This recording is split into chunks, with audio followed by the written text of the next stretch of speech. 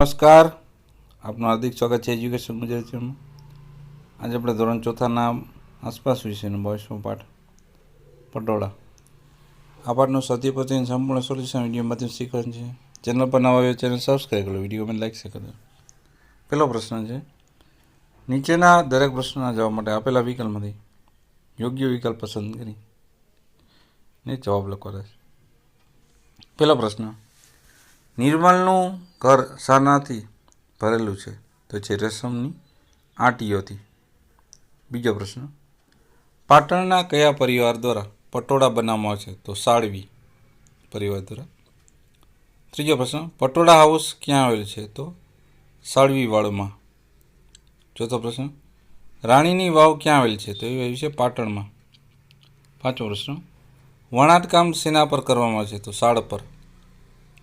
છઠ્ઠો પ્રશ્ન, પટોળું તૈયાર થતાં લગભગ કેટલો સમય લાગે છે? તો 4 થી 6 માસ. સાતમો પ્રશ્ન, પટોળા બનાવવાની હસ્તકારીગરી સાથે કેટલા પરિવારના લોકો જોડાયેલ છે? તો 700. આઠમો પ્રશ્ન, હાલમાં કેટલા પરિવારના લોકો પટોળાની કલા સાથે સંકળાયેલ છે? તો 3. નવમો પ્રશ્ન, પટોળા આપણે કયો વર્ષો છે? તે છે પ્રાચીન વર્ષો. 10મો પ્રશ્ન, હસ્તકલાના કારીગરને શું કહે છે? તો કસબી. 11મો પ્રશ્ન, કરવત અને રંધો કોના ઓજાર છે? તો સુથારના. 12મો પ્રશ્ન, તાંબા પિત્તળના વાસણ કોણ બનાવે છે? કંસારો. 13મો પ્રશ્ન, બાંધણી માટે ગુજરાતનું કયું શહેર જાણીતું છે? તો છે જેતપુર. 14મો પ્રશ્ન, ખાલી જગ્યા રાજ્યની મધુબની ચિત્રકલા છે જાણીતી છે? તો બિહારની. 15મો પ્રશ્ન, મુગા સાડી ક્યાંની પ્રખ્યાત છે? તો છે અસમની. પ્રશ્ન બીજો, યોગ્ય શબ્દો વડે ખાલી જગ્યા પૂરો. પહેલી ખાલી જગ્યા, પાટણના પટોળા ગુજરાતની આગવી હસ્તકલા છે. બીજું, રાણીની વાવના શિલ્પકામમાં પણ પટોળાની ભાત છે. ત્રીજું, ગુજરાતના કવિઓએ લોકગીતમાં પણ પટોળા કલાને મન મૂકીને વર્ણવી છે.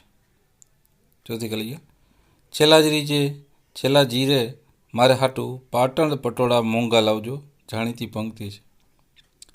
પાંચમી ખાલી જગ્યા, મોક્ષાના માતા પિતા તેમના વડીલો પાસેથી પટોળા વણવાની કલા શીખ્યા હતા. છઠ્ઠી ખાલી જગ્યા, પટોળા બનાવવા વપરાતા રેશમના તાર સફેદ રંગના હોય છે. સાતમી, પટોળા છે એ મલબારી સિલ્કમાંથી બનાવવામાં આવે છે. આઠમું, રેશમના આડા તારને વાણા કહે છે. નવમું, ગુજરાતની પટોળાની હસ્તકલા ભારતની શાન અને ગૌરવ છે.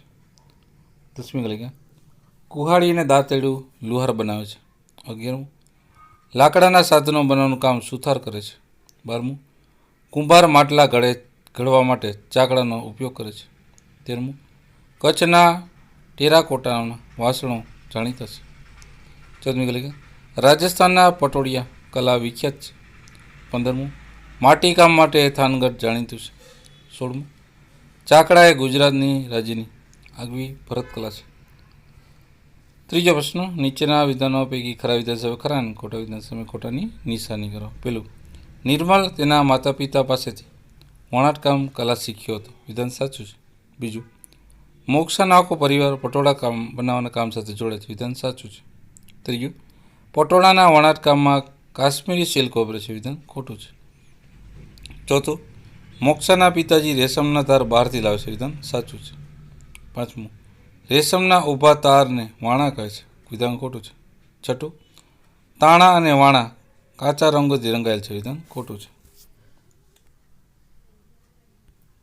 વિધાન નંબર 7, પટોળાનું ટકાઉપણું અને રંગોની ચમક વર્ષો સુધી તાજી રહે છે. વિધાન સાચું છે.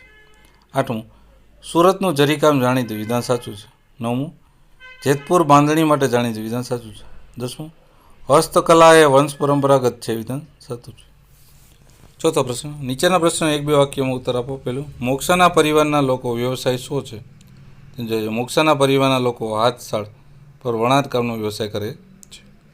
બીજું, પાટણમાં સાળવી પરિવાર જે જગ્યાએ સદીઓથી રહે છે તે વિસ્તાર કયા નામે ઓળખાય છે? તો પાટણમાં સાળવી પરિવાર જે જગ્યાએ રોકે છે સદીઓથી રહે છે એ વિસ્તાર પટોળા હાઉસ તરીકે ઓળખાય છે. ત્રીજું, પટોળા હાઉસનું નિર્માણ શા માટે કરવામાં આવ્યું છે? ત્રીજો છે, ભારત અને દુનિયાભરમાંથી આવતા પર્યટકો આ હસ્તકારીગરીની અવગત થાય માટે પટોળા હાઉસ નું નિર્માણ કરવામાં આવ્યું છે। ચોથો પ્રશ્ન, કોઈ પણ 3 પરંપરાગત વ્યવસાયના નામો તો વણાટકામ, સુથારીકામ ને મૂર્તિકામ। પાંચમો પ્રશ્ન, રેશમના તારને ખોલીને કેવી રીતે ગોઠવવામાં આવે છે? તો રેશમના તારને ખોલીને તાણા અને વાણામાં ગોઠવવામાં આવે છે। 16મો પ્રશ્ન, તાણા એટલે શું? તો તાણા એટલે રેશમના ઊભા તાર। 7મો પ્રશ્ન, બાંધણી કામ કોને કહે? તો જવાબ છે ડિઝાઇનવાળા તારને યોગ્ય માપ લઈને દોરીથી બાંધવામાં આવે છે અને બાંધણી કામ કરે છે। 8મો પ્રશ્ન, વણાટ કામ ક્યારે કરવામાં આવે છે? તો તાણા અને વાણા તાર ઉપર ડિઝાઇન અને રંગકામ થાય પછી તે વણાટ શાળ પર ગોઠવીને વણાટ કામ કરવામાં આવે છે। 9મો પ્રશ્ન, ગુજરાતમાં પટોળા પરથી કઈ કહેવત પડી છે?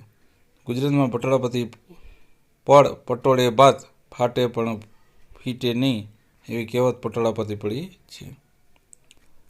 10મો, તમારી આસપાસ કયા કયા હસ્તકલાકાર કારીગર જોવા મળે? તો અમારી આસપાસ કુંભાર, લુહાર, વણકર, સુથાર, ડ્રાઈવર, દરજી, મોચી, સોની વગેરે કારીગર જોવા મળે છે।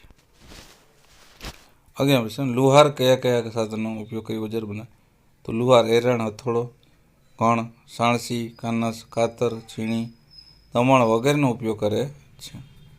12મો પ્રશ્ન, દરજી પોતાના કામ માટે કયા કયા ઓજાર ઉપયોગ કરે? તો દરજી પોતાના કામ માટે મેજર ટેપ, સીવાનો સંચો, સોય દોરાનો ઉપયોગ કરે છે। 7મો પ્રશ્ન, નીચેના કારીગરના સાધનો જણાવો? તો કુંભાર આવશે ચાકડો, લાકડી, ડબલું, પીછી વગેરે। મોચીમાં આવશે એરણ, દસ્તો, હથોડો, સોય દોરો, બ્રશ, પોલીસ વગેરે। કડિયા આવશે લેલું, ઉળંબો, ડસ્ટર, પાવડો, હથોડી વગેરે। પ્રશ્નમાં 8મો, યોગ્ય રીતે જોડકા જોડો। તો ઢાકા આવશે એમાં મલમલ ગામ, કુલ્લુમાં આવશે સાલનું ગામ, જેતપુરમાં આવશે બાંધણીનું ગામ અને થાનગઢમાં આવશે માટી ગામ। તાત આપણે આ પાઠના સ્વાધ્યાય પદ્ધતિનું સંપૂર્ણ સોલ્યુશન જોતા રહો એજ્યુકેશન ગુજરાતી ચેનલ શીખતા રહો। થેન્ક યુ, આભાર।